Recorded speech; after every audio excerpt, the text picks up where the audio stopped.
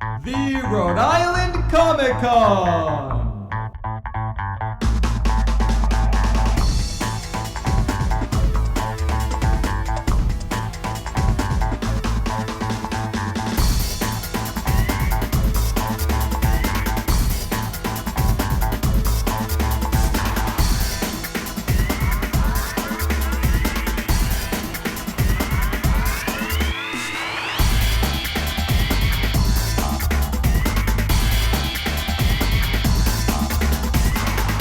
Welcome to the 2017 Rhode Island Comic Con here in Providence, Rhode Island. My name is David Ciccariella. Well, we're going to talk to special guests, people dressed in costume, and we'll see a lot more. So let's go and enjoy the 2017 Rhode Island Comic Con.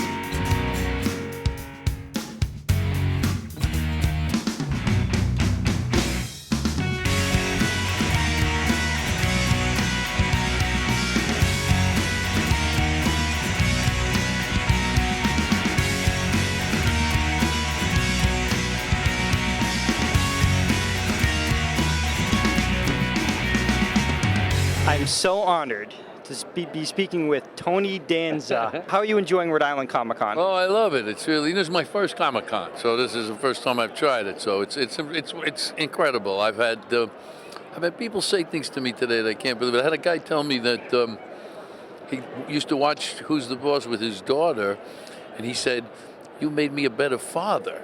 I was like, wow, I've had a lot of compliments, but that's a pretty good one. So it's been really nice. I loved your first TV show, Taxi. It's one of my favorite TV shows.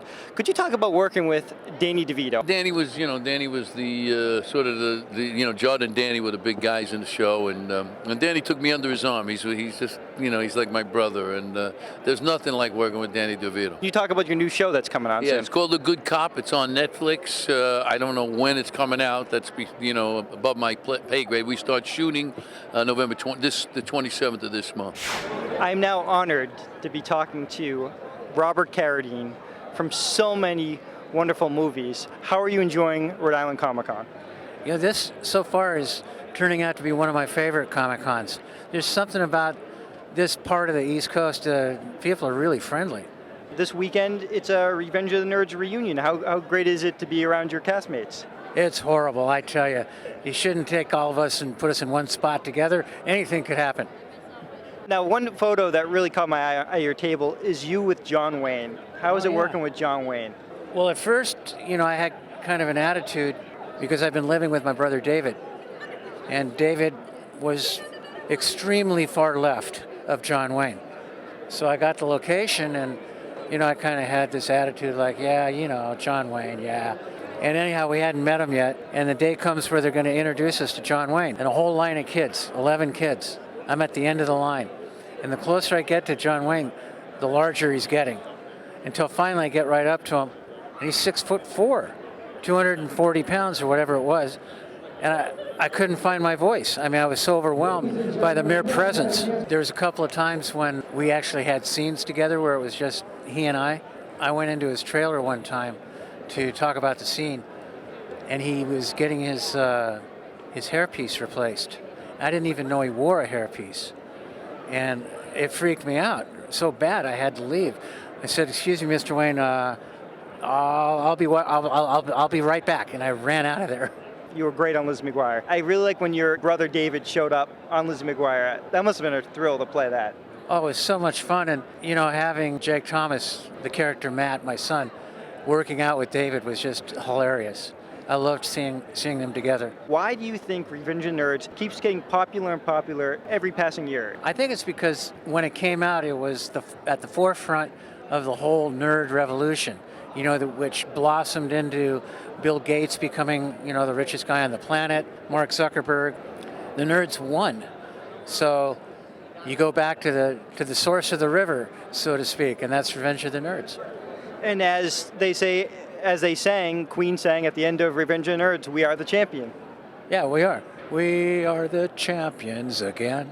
I'm now so happy to be talking to, again, Curtis Armstrong. Now you're back at Rhode Island Comic Con. I'm back at Rhode Island Comic Con, the same old nerd that I ever was. This weekend is the Revenge of the Nerds reunion. How does it feel being reunited with your co-stars? Well, it's wonderful because we actually see each other pretty regularly, but it's always broken up into, we don't all get together. It's hard to arrange a big party for everybody.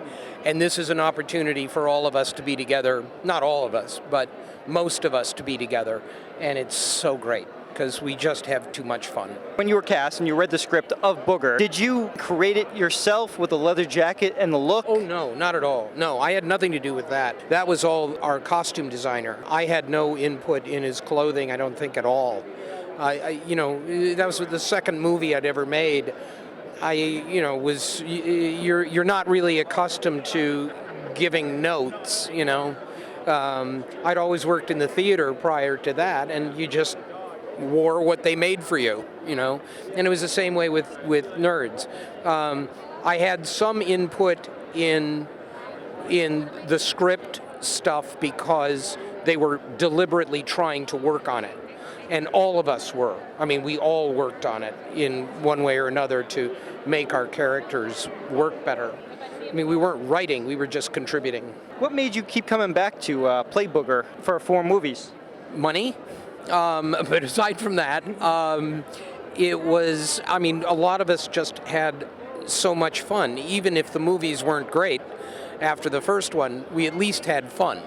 And it was an opportunity for us to all get together and just be silly. And so also we do have a degree of investment in those characters. So when it kept coming back, our hopes were always high that it would be good. If it wasn't always, then we just said, well, at least we had fun. And I'm curious, what was one of your favorite scenes from the first film? I would say my favorite scenes in the first film are none of mine. The one that I really love is Anthony Edwards and Michelle Mayrink when they're at the party. And it was a scene they improvised, which makes it even more brilliant, where they're trying on each other's glasses and realize they have the same prescription. That, to me, is poetry. I thought that was about the best thing I'd ever seen. What are you currently working on? I've actually written a book, a memoir. It is a memoir of my life and movies and TV shows and all that. And I've been on a book tour now since May doing that. So that's been my spring and summer, basically. But it's been great. I'm now with the guys from Star Wars. How are you guys enjoying Rhode Island Comic Con? Oh, it's been really great, yeah. Fantastic. Now you're here to pose for photos with people today. Yeah, we come every year. We're the 501st Rebel Legion charity groups. So we come and we try to make new fun props. So we brought our indoor bunker and our speeder bike today. If people want to know more about your group, where can they go? You can go to alderonbase.com or 501neg.com. Thank you, and may the force be with you.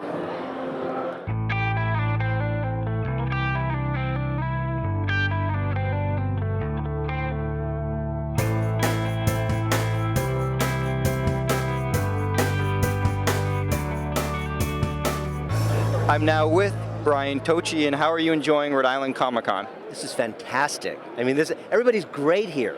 I haven't been to Rhode Island for like 15 years, so it's kind of nice being here, but everybody that's coming by is so terrific. The nerds are having a great time. Yeah, because it's a nerd reunion. You and your cast members from Revenge of the Nerds, how does it feel to be reunited with them? Well, what's great is that after all these years, we have maintained our friendships. I mean, we love each other, actually, and we love being with each other. And like last night, we had dinner with each other. We were sucking martinis down and having food. It was just great. I mean, any excuse to kind of get together, because it's not very often we do, and so when this came up, we thought, oh, let's jump at the chance. It's great. Who do you think is the biggest nerd out of the cast members?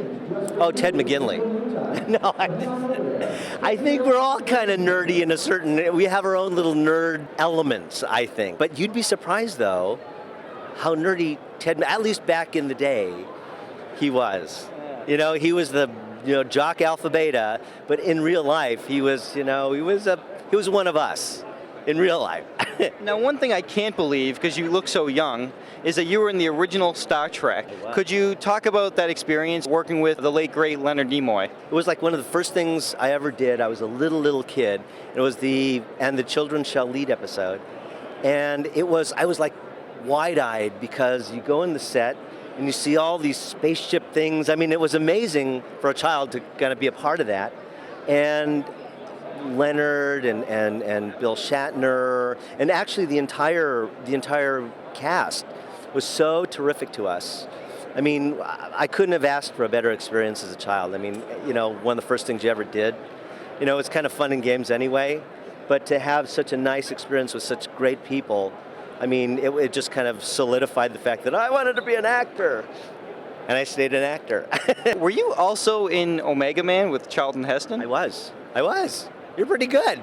I was. It's really funny. I played Tommy, and it's funny because they cut me out most of the stuff. I had a bunch of stuff to do, and then they cut me out in the final edit. But it was the first time, because I was still a kid then too, it was the first time I had ever done a movie. And on the days I didn't work, I lived in Orange County, which is Southern California, by Disneyland. And I would have to travel. My mom would take me up to the studio just to go to school and then go back. I said, and it was only 3 hours. I thought, wow, this is kind of cool. Movie business is great. I only have to go to school 3 hours a day when I'm not working. So anyway, yes, I did Omega Man. You're in so much pop culture stuff, but of course, Leonardo and all the original Ninja Turtle movies. How great is it to be part of that franchise? Well, first of all, I had no idea what the Ninja Turtles were and then when we did it, the first one became like the most successful independent film in history up to that time. And I thought, well, this is pretty good. There's something good here. And so, anyway, I'm used to now saying, "Cowabunga, dude." And it went. And it was great. I mean, I just feel really lucky to be a part of like some really cool franchises, and so, knock on wood. I've just been really lucky, and I'm meeting so many cool people here. It's really fun. I'm now standing with Mitch Winchester. And what did you bring to the Rhode Island Comic Con? We have solid crystal TARDISes that are officially licensed by the BBC.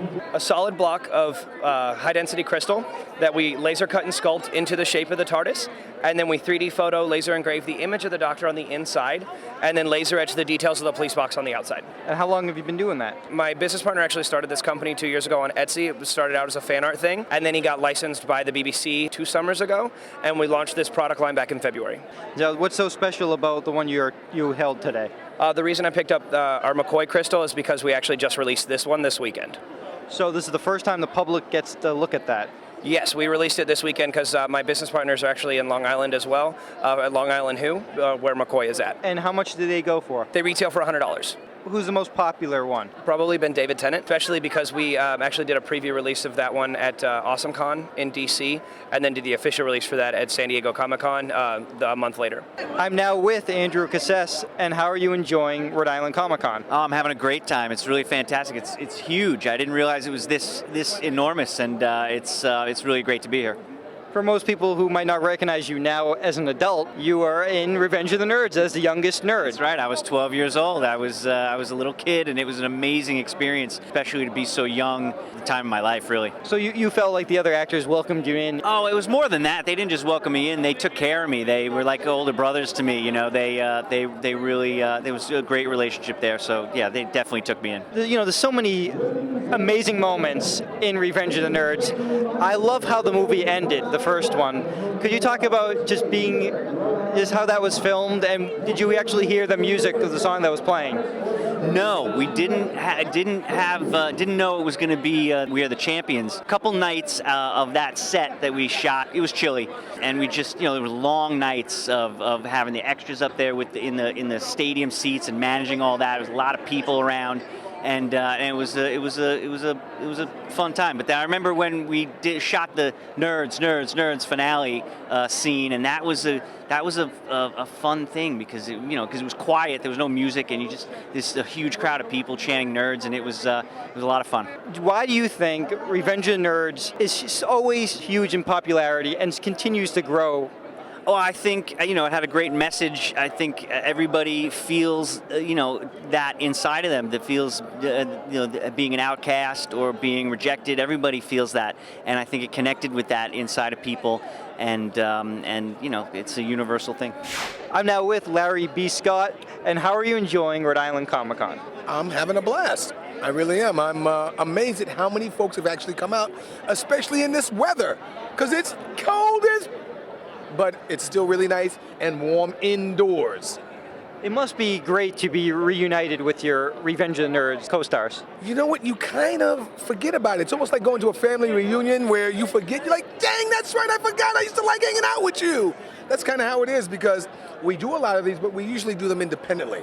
It's rare for you guys at the Comic-Con that all of us are together. So for folks who are looking to get it all one picture signed with everybody, this is the place to be.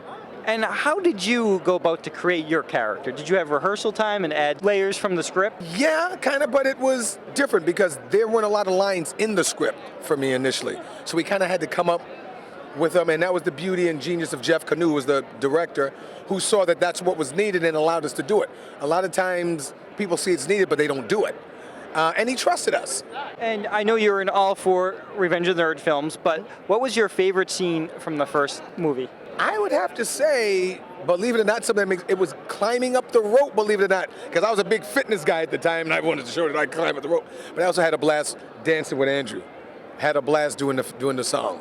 And what do you think the legacy of Revenge of the Nerds is? Because it's always huge in popularity and growing with each passing year. I think the biggest legacy is you can be you, and that's okay. You don't have to be like somebody else, and maybe your point of view is different from others, but that's why God made you. And nobody else has to get it but you. But your job is to take that and present it to the world. I'm now with Don Gibb, Ogre from the Revenge. Ogre. It's awesome to hear you do that voice.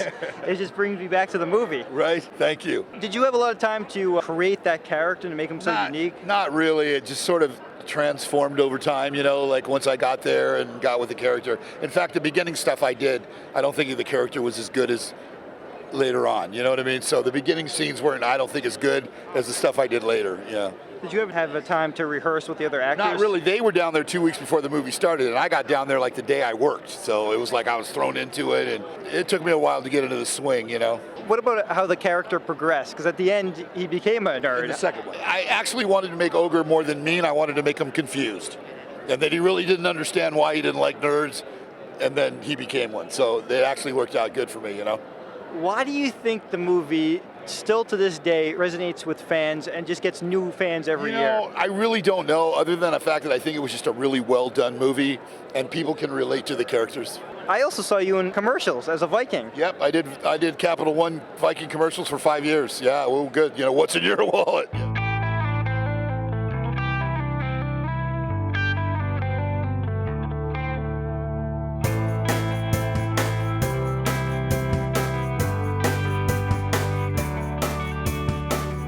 I'm now with Julia Montgomery, and how are you enjoying Rhode Island Comic Con? I am absolutely in love with it here. Everyone is so nice. I love being on the East Coast. This is delightful. I think this is the best one I've ever been at, honestly, I swear. And you reunited with your Revenge of the Nerds cast members? Oh, yeah. I'm in seventh heaven when we get together. I wouldn't say we party all night, but we party pretty well. And so it's like, well, how many nights do I have with them? Oh, I wish we had one more. I mean, it's so much fun. And you have on your table, which is very interesting, the pie plate. Yes. What inspired you to bring it? I know it's in the film. Yes, it's one of those moments people remember, even though my parents also remember it, which isn't so good. People love it. They love it. And, so since it's more demure or whatever from the way we did it, it really works. Were you happy when your character became a nerd? I was much a happier person because, I think even Betty was also a nerd inside, or just had meaning that people that feel like they're not accepted for different reasons, it doesn't always only have to do with looks. There's all kinds of things. So, it was heartwarming, that part of the movie, and that's why I loved the role, and that's in fact why I turned down Nerds 2, because in fact they had me sleeping with a jock on page 6 of the script, and I'm like, I'm not going to do that. The whole point of my character in the first movie was to become a nerd or fall in love with a nerd and then join with one. I'm not going to, like, 3 seconds into the movie, you see me in a hotel room with a jock. Absolutely not. They swore they changed the script, but I was like, you know what, it's okay. I'm not, it wasn't written by the same writers, and so maybe there wasn't that through line. And then, thanks that I didn't do that, because then there's 3 and 4. So, every time we're together, it's fantastic. That's wonderful. Why do you think Revenge of the Nerds gets more and more popular with every year? I think it's timeless because of, like, there's just a part of all of us, or way more than one part, that just doesn't feel accepted. And so to see it visually, in these stereotypes that we did it in, it kind of makes it really clear. And then when it comes together, it's like, it breaks your heart, because I think we all feel that way. Even the most gorgeous of whoever totally must feel somewhere inside of them that they're not accepted, or they don't fit, or they don't feel like they fit, or they don't feel as gorgeous as they are, all that stuff. So I just think it's just relatable to everyone. And did you have a favorite scene in the first film? I loved the breakup scene because I felt like Betty had gotten up not only the nerve, but was so proud and happy to be, like, with someone who really cared about her, not just like the whole sexual thing, but it was that he really, really cared, whereas Stan was a jerk. And why was I with him, and all that stuff. So it was that breakup scene, and I had actually gone and gotten that little sorority pin, and so I had tucked it in my costume. Was like, I was a football player, and they were the cheerleaders, whatever. And so when I gave that over to him, I was like, yes. Take it back. It wasn't my line, but I was just so happy to be rid of him and to be, like, loved by somebody. I'm now with Ted McGinley. How are you enjoying the Rhode Island Comic-Con? I'm loving it here. Having a great time. I've had a great reunion, and we have all the nerds here, which is torture for me. And we have my married with children, very, very close friends, my ex-wife. So it's been actually really special. I haven't seen Amanda in like 20 years, or David Garrison. So, it's been a lot of fun. I haven't seen any of the nerds in over 20 years. And so I showed up today, and here everybody is. So actually, to be honest with you, it's been a lot of fun. You voiced Aquaman in the last episode of Batman Brave and the Bold, and you were reunited, even in cartoon form, with Henry Winkler, because he played Ambush Bug. How great was that, rewatching that back? I've never seen it. I love that it's a thing. That's what you want when you do something. And they approached me and said, would you do this? I said, yeah, this would be fantastic. So I think that it was one of those great moments where sort of opportunity met a ironic sense, and it was fun to do, and I'm glad I did it now. I'm also a voice on Transformers, Robots in Disguise. You were saying before that you were originally 2 roles in Revenge of the Nerds? In the very beginning of Nerds, I had a twin brother who was secretly a nerd, and but it never made it. They decided, I think they liked the idea that Stan was such a bad guy that they didn't want to give that up. I'm hoping that's what it was. Anyway, that's a not many people know that fact. And then you became a nerd anyway. Yeah, and then by 3, I think I became a full-valued nerd. Did you like that, or? I couldn't wait to get back to being an ass. We now know that the nerds, in reality, run the world. So this movie was ahead of its time and has been proven to be true. And so I think in good conscience, I should say that I'm proud to be a nerd. Any fond memories working with Tom Balsley? Oh, boy. I love Tom. You talk about a guy I respected a great deal. I was working when he passed, and they had the service, and I couldn't go. I often told the story, but I had like 3 big things going, and I didn't get 2 of them, and the third, we didn't know what was happening, but I was so distraught, and I had like tears in my eyes, and Tom said, what's going on? And I told him, and he said, if you can't handle this, get out now. He said, because this is what it is. And sometimes it's like this every day. But he said, if you can't get a tougher skin, you better get out. And at the time, I remember thinking, wow, what an ass. And he was spot on. And he was telling me the truth. I never forgot that, and I passed that on. You know, Tom lives on, and I just can't thank him enough for letting me know that that's really how it works. You know, there's a lot of no in this, and you put your heart and soul into everything. There's a lot of no. So for me, that was important. He was always a half an hour early, no matter what, every day to the set. So from the theater, they have half hour. You're always there a half hour before your call, before you go on stage. And so I remember Tom always being early, and I remember saying to myself, that's what I want to do, that's who I want to be, and I try to always be on time when I work. I would just like you to promote anything else that you're working on currently. I made a movie called The Landlord that was just bought. I play a murder killer in that. And I did God's Not Dead 3, The Light and Darkness, which will be out at Easter time. And then another feature, ACK. I play another ass in that. So I love that. I mean, if you can't get the girl anymore, you want to be the guy who's I don't know if I could say he's a dick. So I love being the bad guy. I'm now with Amanda Bearse, and how are you enjoying Rhode Island Comic Con? So far, so good. You know, this was Friday night. Sometimes Fridays are a little slow. This had a steady stream of really lovely folks. It's my first time in Rhode Island, so therefore my first time at Rhode Island Comic Con. Do the math. But, you know, for as many people are in this convention hall, it was a really lovely evening. How does it feel being surrounded by your two married with children husbands? Well, I'm very excited. Ted will be here tomorrow. But so I just had my first husband, Steve, David Garrison, a precious and dear friend to my right over here. So yeah, I'll get a sandwich tomorrow with both of them. And I haven't seen David. I've chased because I follow his career. And when I'm in New York, I try to see whatever show he's doing on Broadway. But Ted, I haven't seen, I think, since we finished the show. So he can probably tell me more clearly, but it might be 20 years since I've seen him. So it's really, truly a reunion for us tomorrow. Now, were you sad that you never got a final episode of Married with Children? I think the show deserved one, but the company, Columbia Pictures Television, Sony, was not sure one way or the other by the time we finished the season whether or not it was coming back. So they really didn't know. We had a good inkling that that might be the last. Yeah, I think it would have been fun. My pitch was that we would just all go into one big, explosion off into oblivion, yes. You need a reunion movie, that's all I'm going to say. Well, you can say that, but don't hold your breath.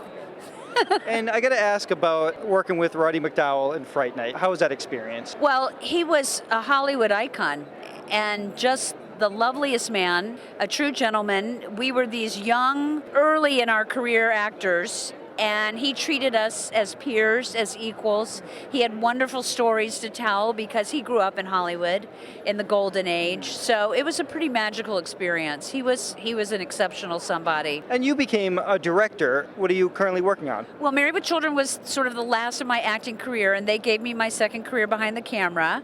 And so I've been there for 25 plus years, doing lots of sitcoms and sketch comedy. Right now I'm about to embark on my directorial debut off Broadway. So I'll be spending the winter in New York, and I'm very excited to have a play opening. It's called Party Face, and we open at City Center mid-January and run through the beginning of May. I'm now with David Garrison, and how are you enjoying Rhode Island Comic Con? I'm having a blast. This is my first Comic-Con ever. So I'm a newbie and having a great time. And some of your other co-stars from Married with Children are here. How does it feel being reunited with them? Marcy and her backup boys, we're going to call this. It's great. Amanda and I have stayed in touch over the years. I don't think either of us has seen Ted McGinley since the show ended years ago. So it's been great. Now, obviously, you left Married with Children midway through the run, and then Ted took your place playing a completely different character. Was it kind of awkward to meet Ted, your replacement? No, not at all. I'm happy to put his kids through college. I live in New York. The show shot in Los Angeles. I was commuting all those years doing the show, and that was getting a little hard. And I had an offer to do some things back in New York. The guys who created the show were very nice about letting me go, and then I came back to do at least one episode every season after I left, and they ran a whole storyline about what happened to Steve during the year that it had passed. So that was a lot of fun. So I never felt like I really left the show. My checkbook left the show, but I didn't. Now, Married with Children never had a proper finale. Do you think you guys would ever want to come back and do a reunion? They'd have to have us in the old folks' home, so it'd be pretty funny. I don't know. That's always that possibility. We're all still here. We're all still kicking. So, doing that show was more fun than any people should be allowed to have. So it's great that it's still on the air. It has never gone off the air since we started. That's amazing. That's incredible. So if we have one more last hurrah, sure. But bring on the nurses. What are you currently working on? I just finished a show in New York. I've been doing a lot of Broadway work. I also did a guest on Unbreakable Kimmy Schmidt. So that was the latest work. That must have been a lot of fun. Yeah, she's a doll. She really is. I'm pretty lucky. There's a lot of work in New York, and that's where I live. And it was close enough to Providence, so I could hop on the train this morning and get here. I'm now with Batman and Spartan. How are you guys enjoying Rhode Island Comic Con? Absolutely fantastic. Totally great. Spartan? It's always a epic time every time we're here. I didn't know you were friends with Spartan. Oh yeah, we may be from different universes, but we cross paths and we work together on a couple of things. Do you think the Green Arrow will get along with Batman? Well, they both have similar personalities, so they both like to brood a lot. So I think they'll get along just fine. I'm now with Ian Nichols, and how are you enjoying Rhode Island Comic Con? It's been great. There's tons of people here, which is nuts, and there's some great artists. And I got to meet Joe Sinnott was here earlier. He's an amazing legend of the Silver Age, one of the best inkers ever. And I fan out a little bit when I meet him, so it's really cool. Why are you here specifically for Rhode Island Comic Con? I'm here to promote altered reality comics for the most part, and we put out 2 new books this year. One of them is called Altered Reality War. Every show that we've done for the past year, we've put out a new book. Altered Reality War is the big culmination of the story. Little Rhode is actually our first kids book that's got activities and coloring and comics. So these are books exclusively for Altered Reality. Altered Reality is actually the company that puts on the shows, and they have special comics at every show, and we are the ones that get to make them. And you created your own characters. We did, yeah. We created all the characters in-house, and you can see them on all the posters, signs, everything all around the place.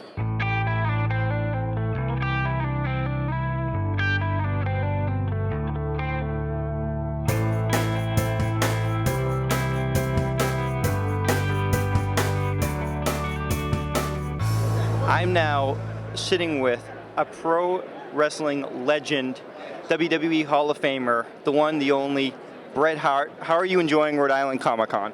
It's been a great experience so far. Really, really, really cool, and a lot of the celebs and stuff in the back they've all been really good. Everybody's in a good mood. Everyone's friendly.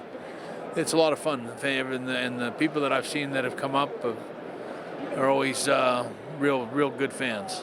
Could you tell me a story about Roddy Piper and what he meant to you? Roddy Piper was a wrestling mind, like he was a genius, I think, in wrestling. Today in wrestling, it's all scripted. There's writers that write out what they say and things like that. Roddy Piper was ahead of his time. He was so spontaneous. When you watch a Roddy Piper promo, that's all spontaneous. There's no rehearsing or, he just walked out and just the things that came out of his head were and the intensity that he could project all that stuff was genius. He was a great talker, he was a great wrestler, and he was a great friend of mine. He's sorely missed even now. Like Roddy was always my shine the bat light in the sky when I needed a favor or needed some advice. There was nobody better than Roddy Piper. How proud are you of Natalya winning the WWE SmackDown's Women's Champion? I've been really proud of Natty for a long time. Natty, whether with or without the title, has been the best girl wrestler for the last, probably since Trish Stratus, who kind of really raised the bar, really. But Natty's, she's been just a beautiful person, a great girl. I know she's kind of got the bad girl thing going right now, but she's a special girl. She may be the best girl wrestler of the last 50 years someday when they look back on her career. She's one of a kind girl wrestler. In a lot of ways, Natty is a better wrestler than a lot of the guys. And she really, I mean that. She technically, there's men wrestlers that we'll go find Natty and find out how to put a hold on and stuff like that. And same with the girls. They'll go talk to Natty. They'll go and see her and say, hey, how do you do a cross-face chicken wing? Natty, she got schooled by some really, really top professional trainers. And when she learned the business, she learned from the bottom up. And she's a first-rate girl wrestler. They don't get any better than Natalie Neidhart. I'm now with a pro wrestling legend, the one, the only, Christian. How are you enjoying Rhode Island Comic-Con? It's been great. Yeah, it's my first time here at this Comic-Con, so it's been really cool, man. I mean, the funnest thing about coming here is obviously meeting people and seeing the costumes and the outfits that people put their hard work into and coming here and showing them off. I mean, it's pretty awesome spectacle to see. So I always have a good time, and it's very entertaining to talk to everyone. Yeah, it's been good. I really loved the Edge and Christian show on the WWE Network. I know you guys mentioned that you're not doing a second season. Are you not doing a second season? Well, a second season's written, and it's ready to go. I don't know necessarily if it's 100% not going to happen, but I'm not 100% sure it's going to happen. So we're kind of in limbo. We'll see what happens. I hope it does get made, because it'll blow the first season out of the water. Yeah. What was one of your favorite bits from the first season? I think the bit that I really like, will the WWE talk about it. I think that was pretty fun. We had a lot of fun with that one. And the old game show host, like wigs and jackets and stuff. Yeah, the whole thing was fun, but if one stands out, if you're asking me right now, that's the one. I want to talk about your podcast with Edge. What does that podcast mean to you, especially doing with your best friend? Well, honestly, full disclosure here, the only reason I really want to do it is so I could have Tommy Dreamer on multiple times and make fun of him. He's basically my human punching bag. So, no, it's been great. I mean, we were worried that there's a lot of wrestling podcasts, and we didn't want to just be another wrestling podcast, but I think we bring a different dynamic to it. We just have to have some fun. We give our opinions on stuff, but basically just try to look at it as an extension of the Edge and Christian show. Just make it easy for people to listen to. Hopefully it comes off as just some two buddies hanging around having a conversation, and then when we have a guest on, same thing, hanging out having a conversation, and hopefully some people are hearing some things they didn't necessarily know and enjoy listening to it. So we always appreciate it. Do you mind if people call you Birdman now? No, it doesn't bother me. Yeah, it doesn't bother me as much as it did when I was a kid. It bothered me when I was a kid, but I've grown up, I've matured, so it doesn't matter. They call me Jaybird, Birdman, whatever, man. I don't care. I don't care. Now I'm with Jerry, and you brought some amazing art at the Rhode Island Comic-Con. Could you talk a little bit about the art? Sure. I'm an artist. I've been doing my art since I was like 5 years old. I used to do rock and roll lighting for bands for 20 plus years. I did makeup effects in Hollywood for a little while. So all this goes into my style of my art. I like a lot of bright saturated colors in my pieces, and I do my art on metal, which is kind of like my special thing that I've been doing for the last 5 years. Basically, my thing that I like to do is I do 30 to 40 layers of my pieces, and I put them on limited edition metal pieces. They're all signed and numbered. There's only 50 made. So a lot of people like to get them to get signed by the celebrities, their favorite celebrities. They'll go to the shows, and especially with a show like this when you got a lot of celebrities, I have a lot of pieces people like to get done. They'll get them signed by the celebrities, so then they get a one-of-a-kind thing. So they've got something that there's only one made. There's only 50 being made, but now they got something signed by their favorite celebrity, and it's now a one-of-a-kind thing.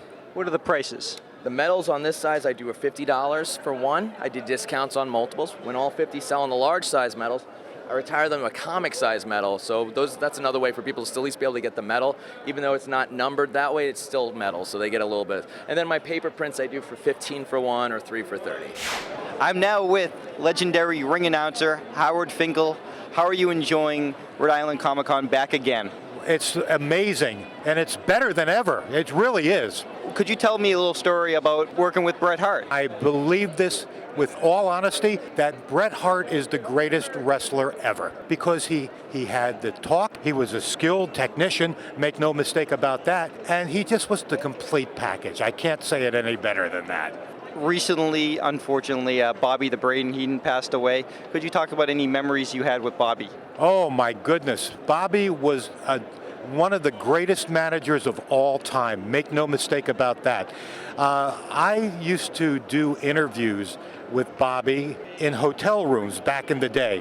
What happened was he would always get mad at me, the quote is mad, because I always had to push him to deliver the product. But, it was just in the heat of the battle, and we always kissed and made up. How does it feel when you're asked to come back to WWE and just see how the WWE has changed since you've been there? Well, I'm still there. I've been with the company for 37 long and prosperous years. So I am still on the train, and I don't want to get off. And if they put me on the caboose, I'll find a way to get back up. But I'm still there. I'm now with Team Arrow and Team Flash, and a mysterious man behind me. Black Canary, how are you enjoying Rhode Island Comic Con? It'd be better if people would get out of my way. Would you ever team up with Batman? No comment. Flash, how do you like your team up when you team up with Arrow? He shoots his arrows too slow. It's great aim, but he's just too slow. He's got to go faster. I keep telling him that, and no, it doesn't happen.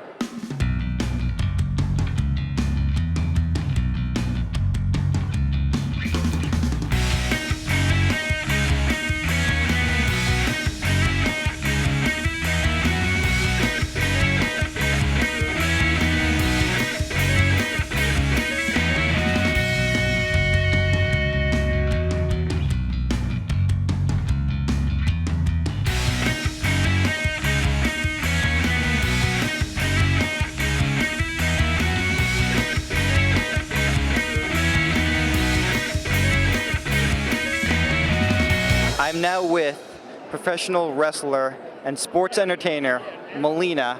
How does it feel to be back at the Rhode Island Comic Con? Oh my gosh, I'm so happy. You know, it's like a reunion, then you get to see all the fans that I seen like the year before. Like, it's awesome. I'm gonna come back next year too. I love it so much. Would you ever want to come back to the WWE? Yes, of course I would. Like, I love wrestling, but then I love like the con life now, you know what I mean? So I love my life now. No matter where it takes me, like, wrestling's always gonna be a part of my life, and WWE is always gonna be a part of my life, so. Who would you want to face now if in the WWE? I say Charlotte and Asuka. Those are the two where I'm like, yeah, that'd be phenomenal. Mickie James recently came back to the WWE. I'm so happy for her. She's doing amazing. She looks phenomenal too.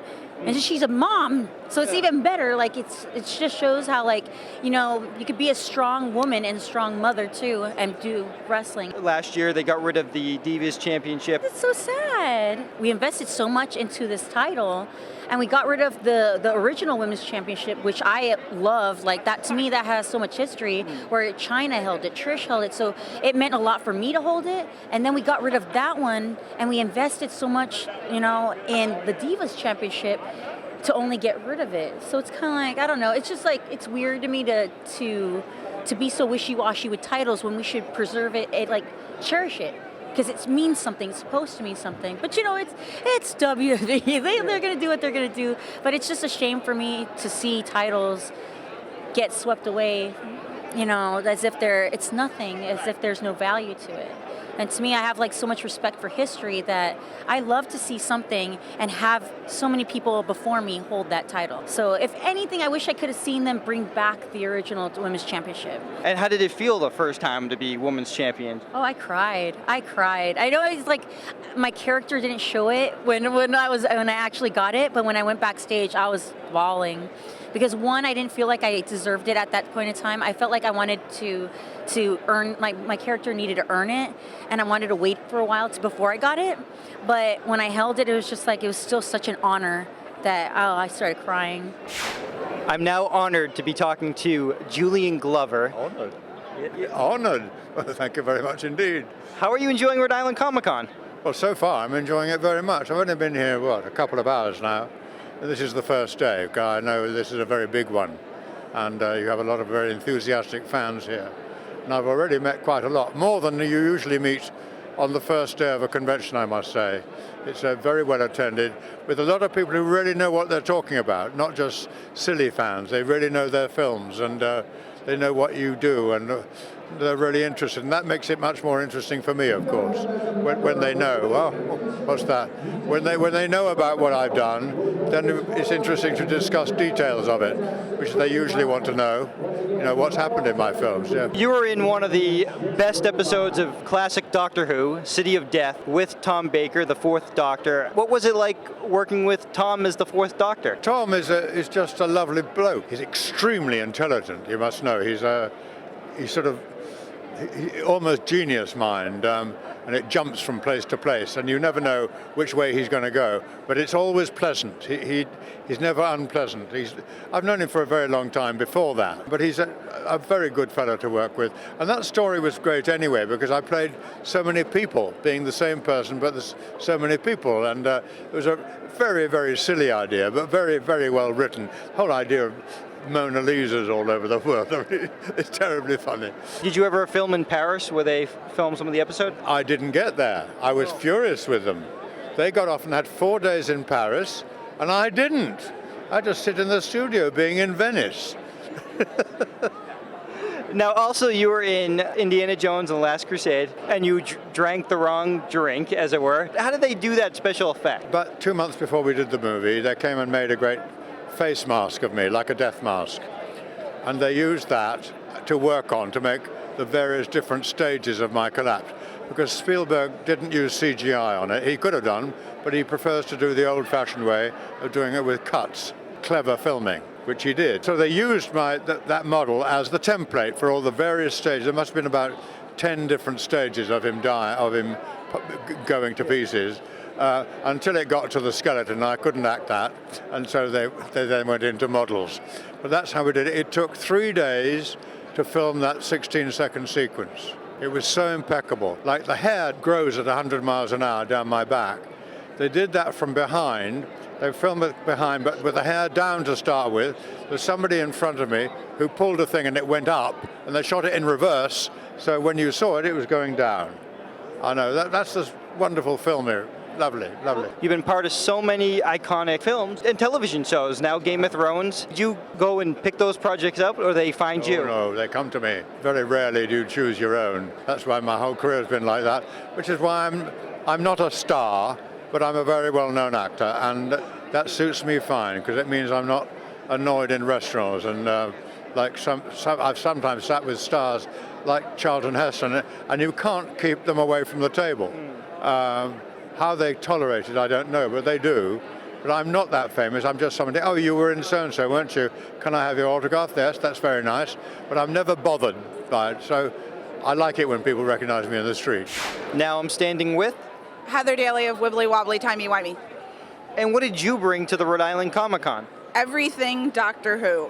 We have merchandise, we have life-size props, we have screen-use props, we have a licensed replica moment, one of only 20 in the world. We also have a complete mini setup of a scene from Doctor Who that people can sit down and take their picture with for free. It's Tea with Madame Vestra, which is actually one of the first episodes where Capaldi was introduced, and Madame Vestra sat down with Clara and asked her to answer questions using a single word.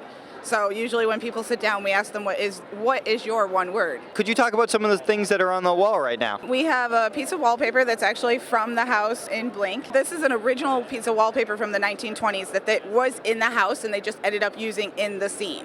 So this wallpaper is discontinued. It's no longer available. You can't even make reproductions of it. We have some money that was used in the Runaway Bride episode that splat out of the ATM.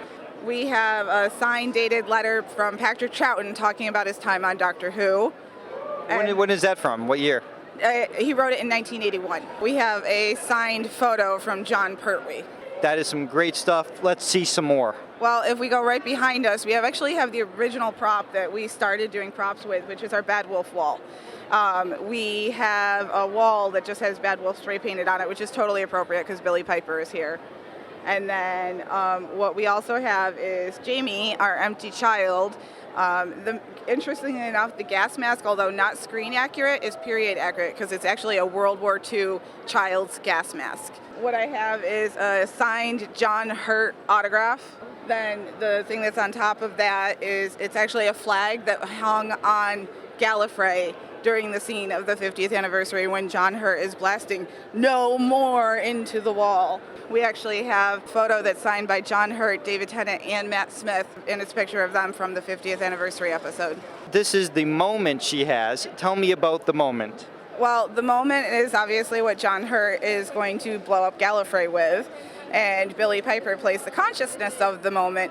And since Billy was here, we brought our replica, and the replica is actually made by Rubber Toe that makes all of the props for Doctor Who. And they did 20 replicas in the entire world, and this is number 10. And what are we standing behind? Oh, well, this is my collapsible TARDIS, of course. Goes with me everywhere. Doesn't every girl have a collapsible TARDIS? People want to know more about your collection. Where can they go? Well, I have a retail shop that's called Wibbly Wobbly Timey Wimey. As far as my props and everything, we actually have Wibbly Wobbly Timey Wimey Experience, which is a completely different Facebook page, but we do run them both conjointly. I'm now with Joonas Suotamo. Did I pronounce that right? Yeah, that's pretty good. Awesome, thank you. And you are Chewbacca. Yes, I do play Chewbacca in the upcoming Star Wars film. I need to know, how tall are you? I am 7 feet. Oh, wow. That's really impressive. To be honest, 6'11 and a half, and you rounded up. Do your math. And it's funny because my cameraman's the size of an Ewok, so it's perfect. He's just the right height for an Ewok. How did that feel to get cast in that iconic role? Well, this was back in 2014 when we were going to start shooting The Force Awakens. They needed a picture double for Peter Mayhew, who wasn't going to be performing all the scenes in the film. They found me, a basketball player from Finland, cast me to the role. How did they find you? They approached the Basketball Association of Finland, and I have to thank my national team. And how was it working with Harrison Ford? Harrison was the wise old mentor. He was so funny to work with because he doesn't really care what other people think. He just kind of does what he does, and he does it well. And I have a tremendous respect for him. Is it difficult to see out of the mask? Not really difficult. It's fairly easy. The only thing is the shoes are kind of difficult to walk around with, and also the heat of the suit causes problems of its own. But it's fairly, I'm fairly mobile. And we'll see you in the new Star Wars in December. See me back in the Millennium Falcon, looking for Luke Skywalker. I think we found him. Yeah, I think we did. I'm now with Princess Leia and your friends. Yes. How does it feel to be reunited with all these different R2 units? Oh, it's great. I love it. We're all one big family now. I can tell they're moving around you like dogs. Yes. Yes. Do you put a secret message into all of them? No, that's only for R2. How do you get along with the stormtroopers here? They're okay. I mean, you got to catch them on their good days, I guess. Yeah. And Rhode Island Comic Con brings out everybody's good day.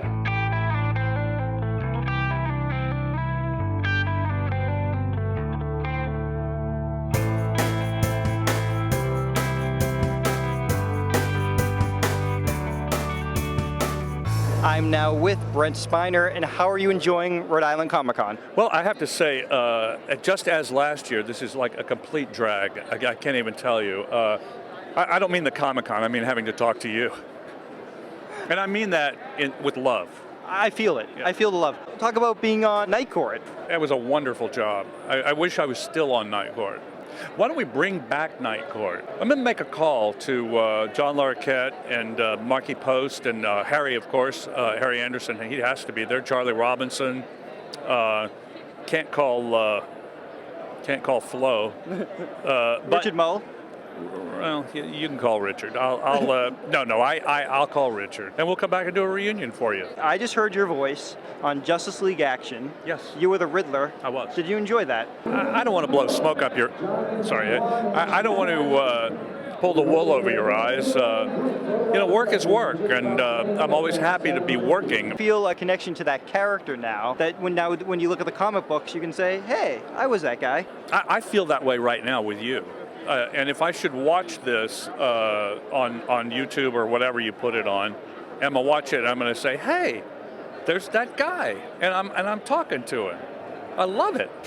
I'm so honored to be speaking to Michael Dorn here at the Rhode Island Comic Con. How are you enjoying it? Really well. I mean, it's doing a lot of people, a lot of fun. I'm with my friends, so. Can't be better. Last night you had a fantastic panel, and how is it being moderated by William Shatner? We've had it moderated by Bill a number of times, and I find it wonderful. I think he's smart and funny. Bill's great. I mean, I find him funny, and he asks really interesting questions of us, makes us, answer probably a lot deeper than what we usually do. So I enjoy it. I enjoy it very much. He's done, I don't know, maybe 10 of our panels. This is the special 30th anniversary of Star Trek Next Generation. Looking back, what does the show mean to you after all these years? Didn't realize this until recently. You know, we created something that's going to last a long time against the odds. Personally, for me, the character started out to be just a name on a page. He was the last one cast, kind of an afterthought. And I'm proud of what I did with the character. I think he's become an important part. I don't want to say icon, but I think he's become an important part of Star Trek. I'm now with Julian Toto. And how are you enjoying the Rhode Island Comic Con? It is fabulous. It's a really great con. So many celebrities and so many things to do. You will enjoy every 3 days of it. All 3 days of it, for sure. And what I absolutely love is you're dressed like Princess Leia, and Toto, your dog, is dressed like Chewbacca. Yes, I'm a big fan of Carrie Fisher, and she also had a service dog named Gary. So I feel very true to Carrie Fisher's memory. So thank you. And you're going to be in an upcoming TV show episode, right? That's right. It's called Speechless, and I'm in the background, but I'm playing a cosplayer, Leia. And I can't tell more than that. That's all, because I don't want to get sued or anything. That's it. That's great. No, that's good enough for me. We want to be surprised. Do you know when that episode might air? Probably December. Probably in December. What a cute. Now Toto here. Let's get a good close up. How old is she? She's 5. She's 5. And how long have you had her? I've had her for 4 years. I found her in Beijing, China. Oh wow, that's amazing. She's a Chinese dog through and through, and I brought her back home. I'm now with George Wendt, and how are you enjoying the Rhode Island Comic Con? It's fun. I just sit here and say hello to the folks, but I just sit there when I'm at home too, so I might as well be out here. Why do you think Cheers has been so popular over the years and continues to be that? Fantastic writing. The gentleman who went on to create Cheers, they worked on Taxi and Mary Tyler Moore. Were you fans of those shows before going on Cheers? Yeah. Matter of fact, I worked on Taxi. That's where I met those guys the first time. What are you currently working on? A lot of theater. Just finished Death of a Salesman in Canada, and now I'm going into Elf in Madison Square Garden. I'm now with Meg Foster, and how are you enjoying Rhode Island Comic Con? I'm enjoying Rhode Island Comic Con immensely. Back in the 80s, you were in They Live with Roddy Piper. Mm-hmm. How was it working with the late, great Roddy Piper? It's extraordinary working with the late, great Roddy Piper. He's an extraordinary man, a wonderful actor, kind, loving, wonderful father, and humble, lovely man. He was treasured by the entire world. He made the world a better place, and he has a wonderful family. Also, you're in the final episode of Hercules cast you to play Hera in the finale, and you also showed up, I believe, on Xena. How was that experience coming into Hercules? We had a great time, and being in New Zealand was wonderful. The whole cast and everybody was great. And Kevin. Finally, you had another classic role with Masters of the Universe, Evil Lynn. Did you know about Masters of the Universe before you really got the role? Yes, I did. It was a cartoon, and my son liked it. I did know about it, and I did like it because it's pure. There's a purity to it. It has a wonderful. It speaks good things. It speaks good things and good things to children. I related to it. I had an opportunity to watch it, but my son adored it. And I was very thrilled to have the opportunity to meet with Gary Goddard and Frank Langella, who is a piece of elegance and very gifted man. I think it's a wonderful film, and I did it because I wanted to do something for children. I mean, I'd never been in a film that children would really be part of, and I believed in it, and I had a great time. It was really lovely. Cast was wonderful. I'm now with illustrator and animator Tom Cook. What sort of shows did you work on? Well, I started out in 1978 at Hanna-Barbera, and I worked on Challenge of the Super Friends, and then Scooby-Doo, and something called The Fred and Barney Show, which was Fred Flintstone and Barney Rubble, and Smurfs, something called The Shmoo, Godzilla, Then in 1980, I moved over to Ruby Spears, where I worked on Thundar the Barbarian, Plastic Man, Heathcliff the Cat, and eventually ended over at Filmation, where I started on Black Star, He-Man and the Masters of the Universe, She-Ra, Princess of Power, Ghostbusters, Brave Star. So I've been busy. Did you have a favorite Super Friends character to animate? Well, I always liked Batman, so that was one of my favorite things to do was Batman. As far as TV shows I worked on, Thundar the Barbarian was my favorite thing I ever worked on. It's kind of a little-known cartoon, but if you saw that, that was your favorite cartoon because it was really, really cutting edge for the time. How do you feel about working on He-Man? Well, He-Man changed the world. I had some young kids come running up to my table, "Look, Dad, He-Man." It's like, what the heck? And then I found out it was on Netflix, so that the dads are introducing it to their kids now.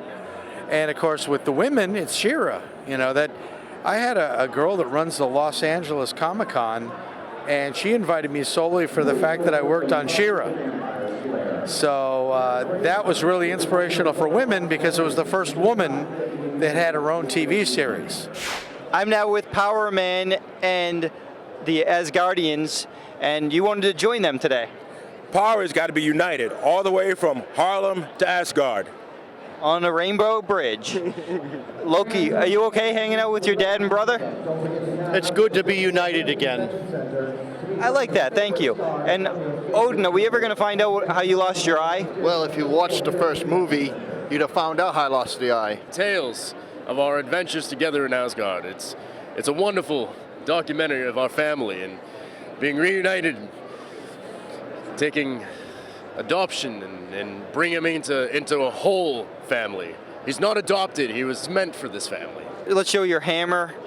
And what do you have, Loki? Can we take a look at that? What is that? Well, I've always been fond of my Jatari scepter. And you're wearing your amazing helmet. Indeed. Got to have proper head adornment. Sam Jones, Flash Gordon, but that's not important. What's important is David. David is here. How does it feel to be back at Rhode Island? It's good to be back. I was here, was it 3 years ago? And guess who I met today, David? Chief of Police Clements. A great guy. And, of course, the sergeants. They were incredible. Than Flash Gordon, who was your favorite character from that movie other than yourself? Well, I mean, you know, most guys say they enjoy doing the fight scenes with all the macho other actors, but I guess it had to be the seduction scene with Princess Aura. But when my leading lady, Melody Anderson, arrives tomorrow, I'm going to have to say my favorite scenes were with her. But don't tell her that, okay? Realize you're the spirit. That's right. You know that. Oh, that's right. You're absolutely right. I get excited. You know, I don't have my spirit photos, but I played the spirit for a movie of the week. I don't know if you knew that. No, I didn't. Yeah, I was the spirit in 1986. How was it working with the legendary Max von Sydow? Yeah, he was great. He mentored me. This was 1979. That would have been 38 years ago. He gave me great advice, and I mean, he was iconic then, and now he's even more iconic. You acted with a man who played chess with death. That is correct, Amundos. I'm now with Melody Anderson, and how are you enjoying Rhode Island Comic-Con? Well, I will tell you, except for the cold, it has been fantastic. I have never seen so many people here, which means there's still more people out who can come tomorrow. It must be great to be reunited with Sam Jones. Well, luckily Sam and I try to do these together so we can be there for the fans. But there's also some amazing other people here today too. So come on down, everybody. It's just a great, great show. Did you know much about Flash Gordon before you got the role? No, I mean, I had heard about the Buster Crabbe show in the 30s, but, you know, I really didn't know much about it. And when you're an actor, it's like one of my first movies I ever did. It's sort of like, oh, great, a job. You know, you're not really evaluating it for what it might be or do. You just want to be working. So I feel very fortunate to have gotten this job. It had such a cult following. Did you have a favorite scene that you shot? Oh, I think the Go Flash Go scene is my favorite because none of that was designed. I wrote those lines. And there was no fight scene with Sam. And well, there was a fight scene, but Sam was the one who looked at those sort of eggs and said, you know, they look like footballs. So let's make this like a Jets thing. So that was great. And then I thought, well, I'm supposed to be the all-American girl, so I should be a cheerleader, right? So I put that in. So it was what the dream of when you're acting is everybody's working together as a team and coming together and improvising and creating. So it's one of my favorite scenes. And it must be great that people still love the movie to this day, and it's, like I said, a cult hit. Yeah, it's a surprise. How many years has it been? And you know, I've kind of put it in the same genre as Wizard of Oz. It's visually so strong that it's timeless.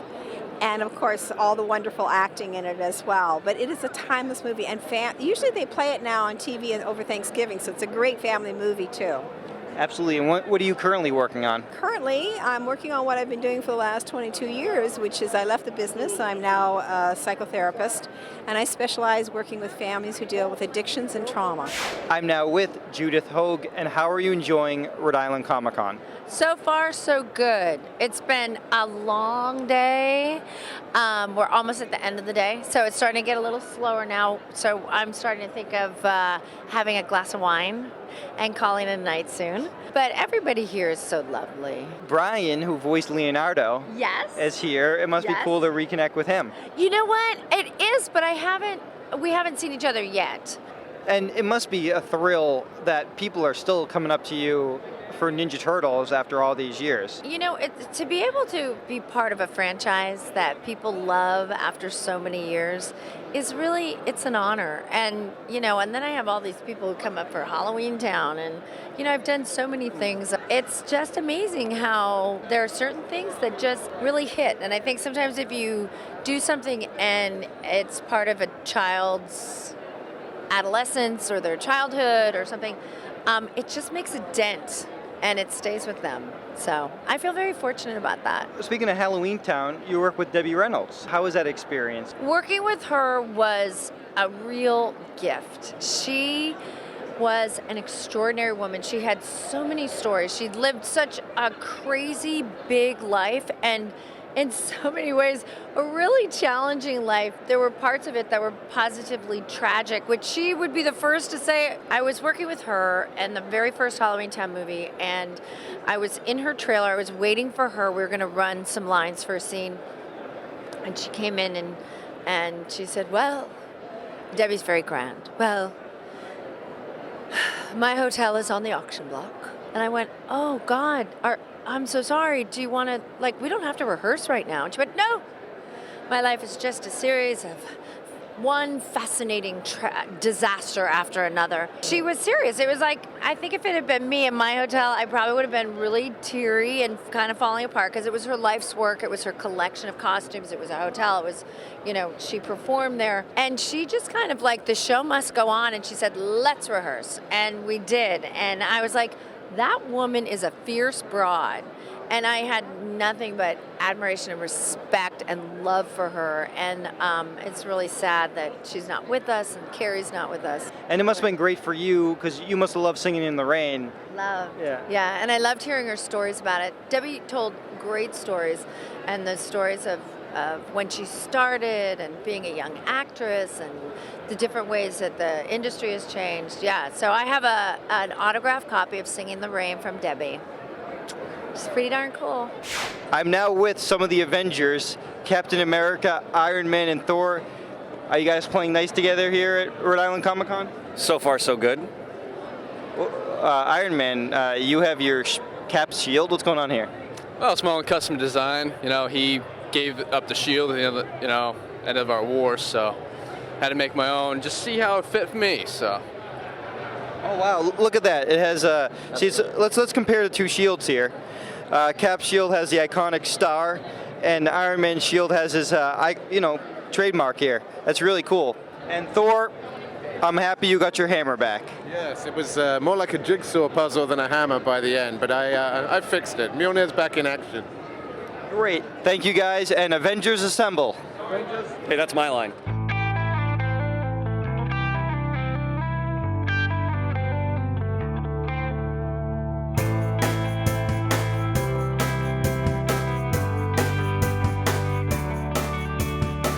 I am now honored to be talking with Lou Ferrigno. How does it feel to be back at Rhode Island Comic Con? Wonderful. The people are fantastic. The fans are great. The peers are great. The food is great. The town is great. And all the police officers are great. Now, this is a big anniversary for The Incredible Hulk, your TV show. Why do you think The Incredible Hulk still endures to this day and is such a popular character? Well, because every one of us has a little Hulk inside of us. And the Hulk released all our anger, aggression, and fears and everything, because And it's such a beloved character, and because it's green, every nationality embraces it. How much did you enjoy being on the King of Queens doing comedy? Oh, it was a blast. For 7 years, I had so much fun. Those people are iconic actors, and I was disappointed when the show ended. And what are you currently working on? Well, I just finished a comedy of Game of Thrones called Purse of Thrones. That'll be coming out. I'm now with Jade Wu, and how are you enjoying Rhode Island Comic Con? I love it. It's fantastic. I love the fans. They're so wonderful. And I made these little chocolates with Genghis Khani.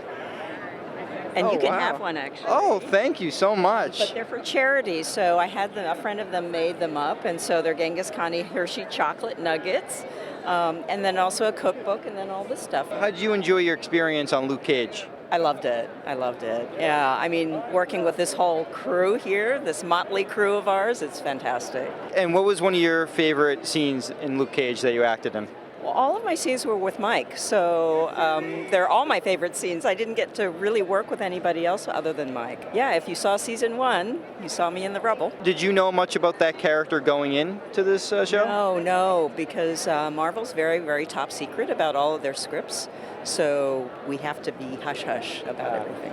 And what are you currently working on? Oh, I have about 5 or 6 things coming out next year. I just shot Billions and Divorce and Elementary. I have a film coming out at Sundance. So quite a few things coming out next year. Now I'm with Hawkeye and Scarlett Witch. Your costumes look amazing. How are you enjoying Rhode Island Comic Con? Wonderful. It's been great. Fantastic. It's very busy. Great, celebrities here. It's been wonderful. Yeah. Why did you guys decide to dress like these characters? Well, I enjoy Hawkeye, and I like the traditional character. I like the characters that don't have superpowers. So that is why I went after him. And I love Scarlet Witch. She was one of the first females to have this awesome power and this interaction with all her other, fellow Avengers, and she was just so well connected to the universe, though. I'm now with Robert Hayes. How are you enjoying the Rhode Island Comic Con? This is great. This is my first time here. We're having a lot of fun. A lot of friends, people I haven't seen for a while, and a lot of really nice folks coming by. So it's been great. And of course, a lot of people know you from being in Airplane. And how is it working with the legendary and the late, great Leslie Nielsen? Leslie was so funny. He was hilarious on and off camera. And Bob Stack, miss him a bunch. He was so great. And Lloyd Bridges, Peter Graves, they were just so terrific. And I'm really sorry they're all gone. Julie's still around. I get to see Julie, and she's terrific, she and her husband. And Lorna Patterson, I saw her not too long ago. So that's what I think would be a lot of fun, if we could get who's left and come to one of these. That would be a lot of fun. How did you get the role of Iron Man back in the 1990s? Well, they just cast Stan Lee. We did a whole thing. I went up to the office and met Stan. We had a great time. He gave me a cell that he signed, which was lots of fun. And I just had a great time doing it. It was really, really fun. I enjoy that a lot. Yeah. When is Robert Downey Jr. going to bring you into one of the Iron Man or Avengers movies? I don't know. We should ask him that question. You deserve to be in a live-action Iron Man film as maybe a villain, because you were Iron Man before the big superhero boom. Right. I could be in there getting off the bus when Stan Lee's getting on the bus. Our little cameo thing, right? Did you have a favorite villain on the show? I'd have to say all of them. And I want to give the kudos to all the guys that came in, and the men and women that came in and played them. Yeah, they were all great. Did you record together? Yeah, we did. So that was fun. So you're all lined up, and you all have your own lines, and your own scripts, which is great because that gives you more energy, more of a sense of the whole scene. Growing up, did you have a favorite superhero? The number one guy of all time is Superman for me. He was the greatest. He's got to be the number one of all time. And then you've got all the other guys that were so amazing, but with different skills. But overall, I mean, you could take a bullet and grin, and you can catch them in your teeth for real, fly into outer space. I mean, how can you beat that? And that's without any little, suits or anything to help you to do it. It was just him. So he was the greatest. I found more Avengers at Rhode Island Comic Con, and I'm talking with Black Widow and Iron Man and Captain America. Okay, You're female Captain America. Yes. What made you want to be Captain America today? I've always loved Captain America. He's been one of my favorites. And my boyfriend Kyle, he's had Iron Man for a while. And I was like, you know what, we're going to do a Captain America and an Iron Man, and it's going to be awesome. Let me try something with a shield real quick. Ow. The vibranium? Oh, totally. Totally vibranium. And your helmet comes down. Yes, it does. And the whole thing comes down, and see if I can. Wow, it's like the whole. I mean, look at this. Look at this. Like he glows and everything. I don't want to. I don't want to mess with you. Black Widow. Why did you decide to dress as Black Widow today? Well, she's such a badass, and there's I feel like few female superheroes shown on the big screen, and I just wanted to try and do her some justice. Avengers, assemble!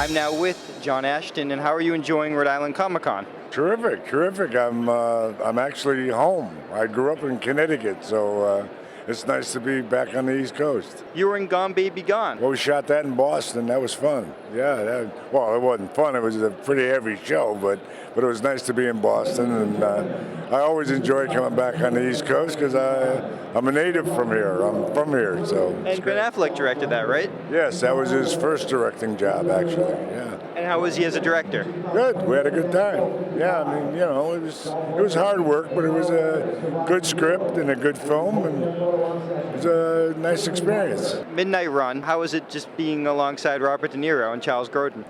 We were on the road 6 months for that. We started shooting in New York and worked our way across the country.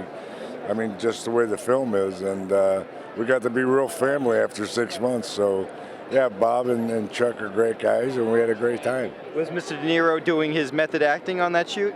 Oh, as much as all of us were, yeah. And what are you currently working on? I just finished Saturday. I wrapped on a new picture called Once Upon a River. It's taken from a book, Once Upon a River. We wrapped Saturday, and then I came here.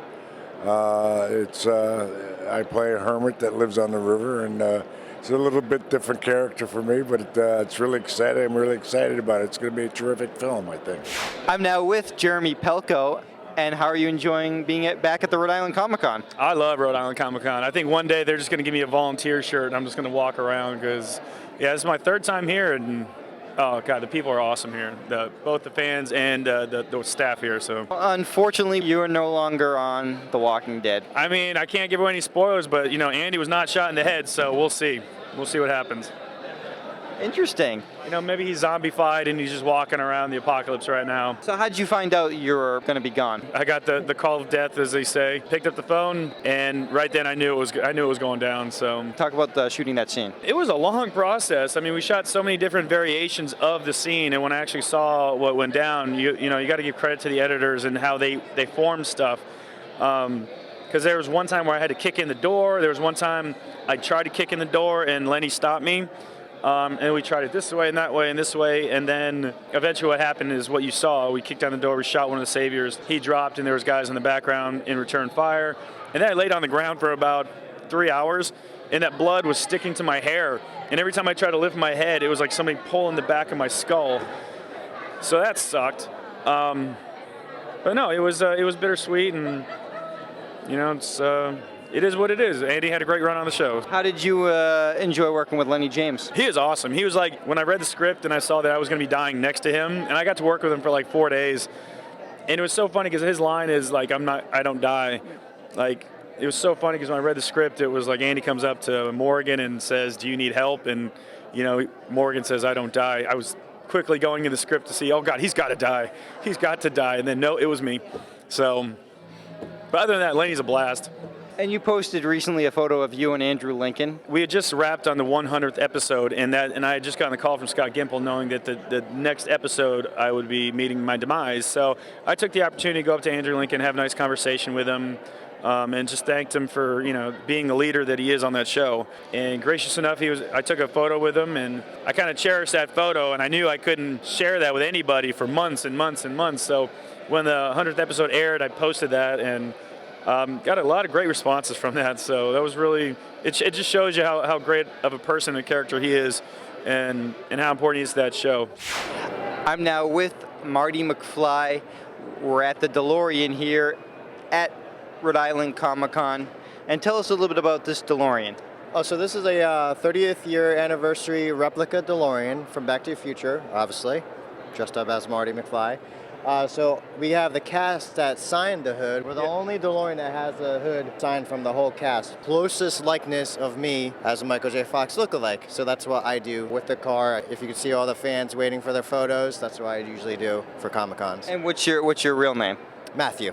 And I noticed you have Crispin Glover's autograph. Yeah, he's up there. We met him in New York City, and then he did a gig in New Jersey HorrorCon. And I am gonna go back in time to the start of the Rhode Island Comic-Con because I love the con so much. I want to experience it all over again.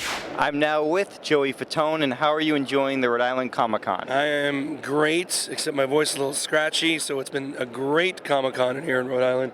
And no, it's been fun. It's been a blast. No singing for you? No. They tried to get me to sing last night at some karaoke place, which I did for 2 seconds. But this is not the result of singing, just from talking a lot the whole weekend, which has been great. Now, you were in My Big Fat Greek Wedding too. How was that experience? It was great. I did the first one as well, and then 15 years later we came back and did the second one, which was great. The first one was I guess the biggest comedy, romantic comedy of all time, which has been pretty cool. Nice to say I can have that under my belt, and it was great to come back and do that for 15 years later. It's crazy. It was good. Did you enjoy your appearance on Kim Possible? Of course. I mean, I always enjoy myself on Kim Possible. I was this boy band or On the Run or something like that. I can't remember what it was. But I was on there. I did a couple of voices. It's great. And how was it working with Robert Englund on Incubus? Robert was awesome. Robert was absolutely amazing. He has so many fun stories, and he's an old school Hollywood kind of nostalgia on the history of it. And he always has stories about that, which is pretty cool. And finally, what are you currently working on? I'm going to be going back hosting Practical Jokers After Party. For Practical Jokers, I do a show right after their episodes. We did 13 of them, and now we added for another 27. So we're basically season 2 for me, season 7 for them. And hopefully, obviously, when a new season 7 comes out for them, you'll see the after party every night after their episode. I'm now speaking with Gigi Edgley, and how are you enjoying Rhode Island Comic-Con? I love it! I'm a big fan of Rhode Island Comic Con. I came a couple of years ago. It is amazing. One of the reasons also why comic conventions are amazing, because we're like one big family. We've grown up with each other, haven't we? Yeah. It's people go, what's a Comic Con like? I'm like, it is like the best. I'm getting goosebumps. It's the best experience ever because we're one big crazy family. You get here, you forget about all the worries and the traumas and the trials of bills and all that stuff, and you meet your favorite celebrities and you buy your cool outfits, and people dress up and they prepare the outfits. I've literally got goosebumps speaking about how cool it is. It's a very special energy here, right? Now, first about Farscape, how long did that makeup take to put on you? Oh, that's how I usually look, but I have to put on my human makeup, and that takes 3.5 hours. It was 3.5 hours, and I begged them to give me another makeup artist. In the last season, they finally pulled through with another makeup artist, and we got it down to 2.5 hours.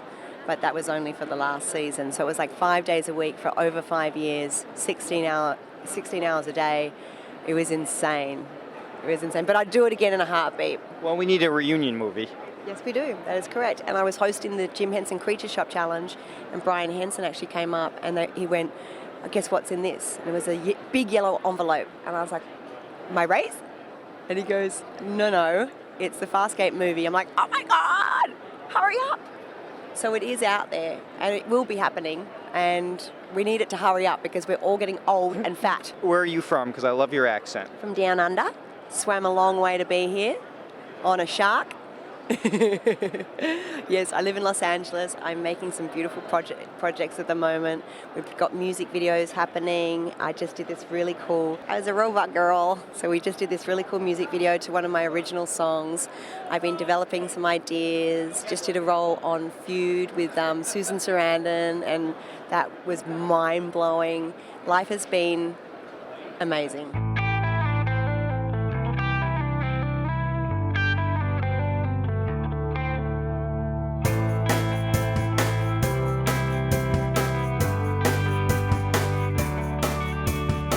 I'm now with Brittany Daniel, and how are you enjoying Rhode Island Comic Con? Oh my gosh, I'm having so much fun. This is the first time I've been to this Comic Con. It's huge. You got I'd highly recommend it. But yeah, I'm having a great time. I loved your appearances on It's Only Sunny in Philadelphia. How was that experience? It was so fun. You know, I've been surprised today how many people have come up about the Carmen character on Always Sunny. It was so much fun. It was a great time, and I knew Glenn Howard and one of the other actors from the show because we had done the 80s show together. So that's how I kind of was brought on the show, and it was awesome. And hopefully you might come back. You never know. I would love to. They normally give me like a week notice. They're like, hey, are you free? Come shoot another episode. So I'd love to go back. It would be so fun. And how was your experience on Joe Dirt working with David Spade? Amazing. It's probably one of my most favorite projects I've ever worked on. And then it was just cool. You know, we did Joe Dirt 2 recently, and that was such a dream come true. Because normally, you'll do a sequel within 5 years, not 15 years later. So it was kind of cool to be able to work with him again, and we've stayed really good friends over the years too. And what are you currently working on? Well, my sister and I right now are doing a lifestyle blog called BrittanyandCynthiaDaniel.com, The Sweet Life, and it's all about home decor and fashion and beauty. And then we're also working on an unscripted idea too. So, to kind of bring our blog to life. I'm now here with Hellboy. How are you enjoying Rhode Island Comic Con? Rhode Island Comic Con's fantastic. I gotta say, it's one of the best in the country. I need a cigar. You got a cigar? Can I swear? No swearing, but I no cigars either because I don't smoke. Oh darn it! Been craving a cigar all darn day. Darn it, he says. Yeah, darn it! I've been craving one all day. Let me see your hand. This hand opens a portal to another dimension. We try to keep it out of the hands of the evildoers, so to speak. And also, you have to trim your horns a lot. I do, because I get really angry. The more the horns grow, the angrier I get. I'm now with Brian O'Halloran, and you're back at the Rhode Island Comic Con. How does it feel? It's good. You know, this is my third time coming back here, and every couple of years that I do come back here, the show gets bigger and bigger, and the guests get stronger and stronger. So it's good to be back with a very strong guest list this year, and the vendors are awesome as always, and the city always turns out. I mean, the whole New England area turns out. We got people taking the ferries over from Long Island and driving up from further south and even Delaware getting here, people coming in from Canada I met earlier on. So it is definitely established itself as the biggest show here in New England. Now, one thing I'm always curious about was the original ending of Clerks. Dante was killed. Could you talk about filming that scene? I remember reading the script when we first got the script and being home and reading it, and I was living amongst other friends. We were renting a house off the campus of Rutgers University in New Jersey. So I remember they were watching the NBA quarterfinals or something like that, playoffs, and I came down from my room going, well, guys, you got to read this, and I would tell them jokes about it. But I remember when I got to the end where he killed him, I was like, wow, why? I understood it, how ironic. He wasn't supposed to be there that day, and the poor bastard gets killed. I remember approaching that in discussions with Kevin when I first saw him down at the store and said, do you really have to kill him off? And he was like, well, think of the irony of it all and the seriousness of it. I mean, this, guys who work convenience stores, gas stations, bodegas, late pizza shops, they get killed it just wanted to have a serious message.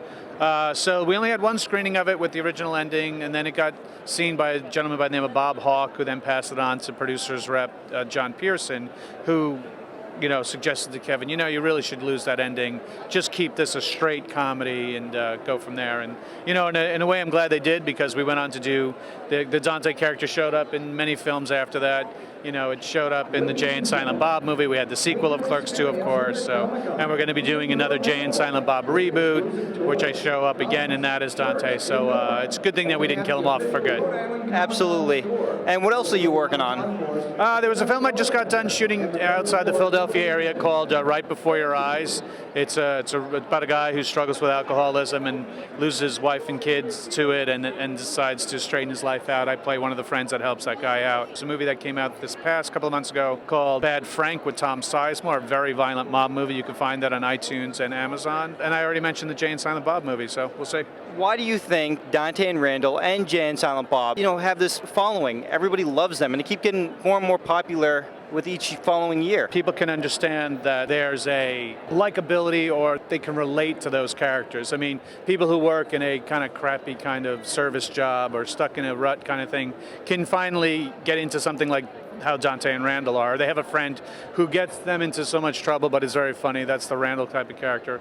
And as far as Jay and Bob are, they're a really lovable pair of friends that really people love to just laugh and have fun with. So I think it's something that resonates even to this day. Here it is 24 years later, and people still enjoy them. And I now have people who, when I was in my 20s, who now are old enough and have their own kids who are in their teens, who now they show it to their kids and they explain what's going on. So it's funny in a way to see that, like, wow, now we have our own kids that are watching it, but that's the way things go. I can't believe what I found at Rhode Island Comic-Con. A predator. You don't speak English, do you?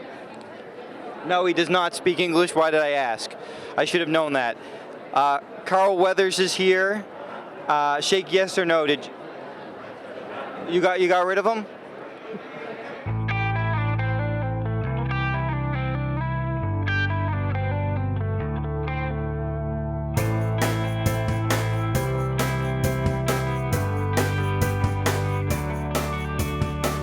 I'm now with Charles Fleischer.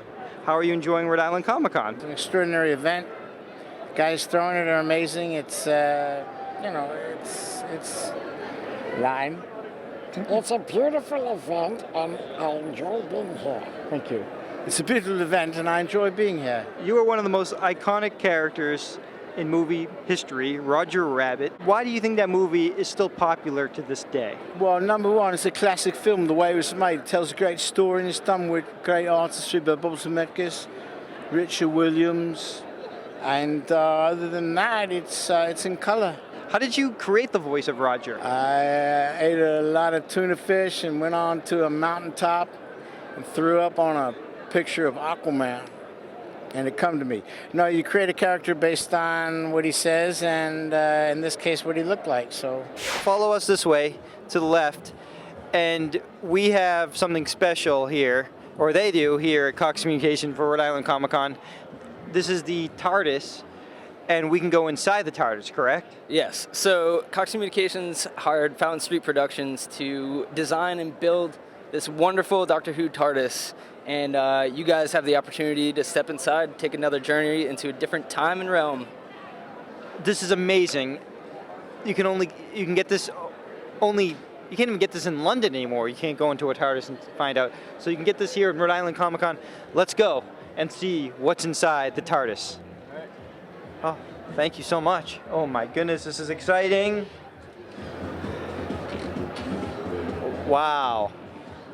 This is the TARDIS console and the rondels, I think they're called, and it's amazing. I'm a huge Doctor Who fan, so I should know what they're called. Who designed all this? So, like I said, Fountain Street Productions, they're the ones who are hired to design this whole thing and then build it, come out here and actually make it a real thing. Do you bring this to other Comic-Cons or just exclusively for Rhode Island? This is a traveling unit, going to be promoting, like I said, the Contour 2 system. It's amazing because Doctor Who has so many fans. I'm sure this was a big thrill. So let's step through the doors again. Let's go. Yeah, absolutely. So again, you see the TARDIS console where you can be the Doctor, you can fly the ship, but then you go through the TARDIS, and here you are, back on the show floor at Rhode Island Comic Con. We're all wonderful actors like Gil Gerard and Felix Silla and Brian O'Halloran are. I'm now with Gil Gerard and Felix Silla. You guys are back again at Rhode Island Comic Con. How does it feel? How does it feel? Feels good. It feels like we've been here before, Yeah, doesn't it? I know we've been here before. Yeah, many times, three times. Okay. Yeah, we love it here. Actually, it's very nice. We're going to buy a house next door. Well, you might. I'm not going to. No. It seems like your friendship even got stronger after Buck Rogers. How do you feel about that? Well, we've known each other since Buck Rogers. Yeah. I guess it'd either be we don't speak to each other or we'd end up better friends as we got to know each other better over the years. Yeah. So, yeah. I know this guy for 39 years. Can you imagine that, putting up with this guy? 39 years. 39 years, wow. Yeah. Yeah. I can't imagine putting up with me for 39 years. You guys have something in common other than Buck Rogers. You both appeared in Star Trek, different versions of Star Trek. So you did Star Trek. The original, yeah. The stuff, yeah, the original thing. I did. This is a fan series that I did, fan produced, and it's a web series, I guess they call it. Was it kind of cool to be in that world that Felix inhabited so many years ago? I didn't know he did it. I was up there actually talking to them about another project, and they said, "Oh, we have this role that we'd love you to do." And I said, "Well, you know, I'll go to the dark side. It's fine." And then, you know, we negotiated some money, and they made my costume, and away we went. That picture was taken about 4 o'clock in the morning after a full night of shooting. What does it mean to you looking back at Star Trek all these years later? Mine was the original one with the Jeffrey Hunter. We had lots of fun with it. When we went to lunch, we had to do sign language because those huge heads and we had glued on our heads. We couldn't talk to each other, couldn't hear each other. So we tried to do sign language. What's one of your favorite Gil roles that wasn't Buck Rogers? Did you ever watch anything I've ever done besides Buck Rogers? Did you even watch Buck Rogers? Yes, I watched Buck Rogers. Oh, did you? Okay. Yeah. What was the sidekick, right? Sidekick, I yeah, watched with Ernie Buck- Reyes, yeah. Yeah, I watched that. You work with Suzanne Facette. It was great. She was terrific. She used to say she loved working with me because she said, "You're the only male actor in Hollywood who's got a deeper voice than I do."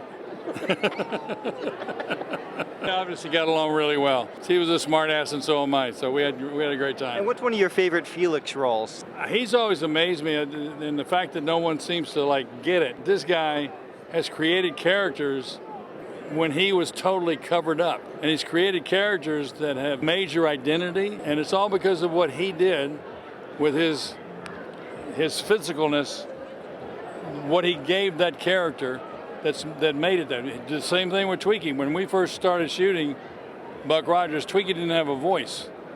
But he did such a great job of creating a character underneath 2 inches of plastic that they felt like they had to give him more life than what he had. And that's why they started with the dialogue. And I preferred it without it because I thought he was a much more charming character without the BDBs and all that kind of stuff. But that wasn't my choice to make.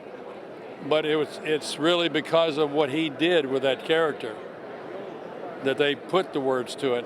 And it's because of what he did underneath, what was it, 4 inches of hair and Cousin Ed. That character is so identifiable. I mean, he wasn't just walking around, he was actually giving that character a life. Well, the check is on the way. You see that it is. I'm now with David Della Rocco, and how are you enjoying Rhode Island Comic Con? I am having a great time here. I'm from Connecticut. This would be not my old stomping ground, but Rhode Island. We used to spend a lot of time there in the summer. Really like it. There's a nice show.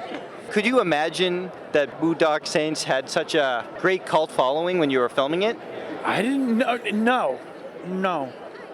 You're hoping it's going to do well, but it took a little time to get going, and I was surprised. And you traveled all around to different colleges, met your fans at colleges. I met you. I that's remember right. that one. This was 2005. I still remember him. That's right. His name's David. How was working with Willem Dafoe? Oh, boy, that was nice. That was really nice. He's a pro. Fantastic. And what are you currently working on? Right now, I'm working on... I can't talk about it. Top secret. No, it's not top secret, but we'll talk about it later. See the next edition of Rhode Island Comic Con.